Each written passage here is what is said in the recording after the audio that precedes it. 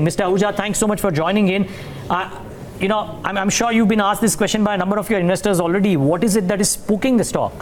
Neeraj, frankly, I have no reason why. I mean, we are still chugging along well. We're still growing. We will be profitable. We've already shared with the market what the problem is likely to happen, and that problem is playing out this quarter, next quarter.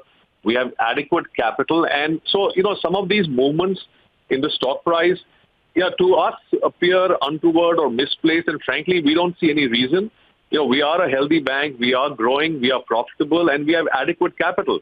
I think we've been very upfront with the market, with the investors when we saw some problems emerge, and I think we will come and update the market in 2-3 weeks' time, but I don't think anything major has changed since the time we spoke last.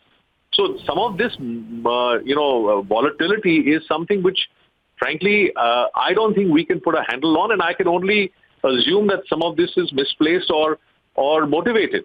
Well, Mr. Ahuja, I think one mention that happens when we speak to a lot of market participants and try and talk to dealing rooms about what could be the factor is the probable exposure that all banks, and you and some of the others as well, would have to real estate and financial names which are right now a lot more susceptible. So there's a bit of a collateral damage that is coming in, and people believe that the impact of this is unknown. Now, when the last quarter numbers had come out, things were okay, but you had spoken about there being some exposures which could turn wobbly in the quarters to come. Maybe the market is worried about that. Would you care to clarify to the suspect real estate names, to the Indiabulls Group, etc., are there any exposures which have, in the period from the last quarter to this quarter, turned a bit adverse?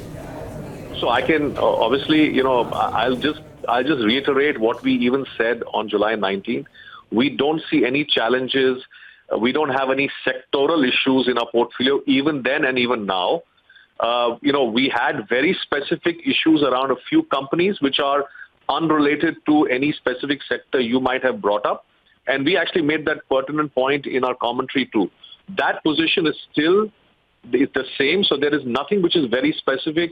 I know there's been a lot of conversations in the last 2-3 days around some real estate, some financial services oriented group. Our exposure actually is very, very tiny.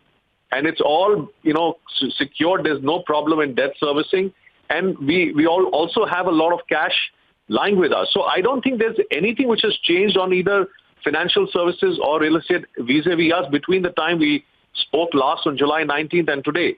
And in 2-3 weeks' time, we will actually have full clarity on our results. And you'll find that actually we have continued our progress on building the franchise, building the base. So there should not be any difference from what we shared on the 19th call. Right. Mr. Ahuja, just also, if you could put to rest or care to clarify on some reports suggesting the possibility of a fraud investigation into RBL Bank. Ma'am, this is something totally out of place. I mean, I think this is where we need to be very careful. I mean, a lot of this is malicious, and frankly, I don't know. We have had nothing of the whatsoever. And somebody brought it to our attention an hour or so ago, and it's totally out of place. Nothing of this. We run a fairly high level of governance. We have full disclosure. I don't see any reason for this rumor to be out there, and I can state with you that it's not the case. So there's been no conversation with the Serious Fraud Investigation Office at all? Not at all.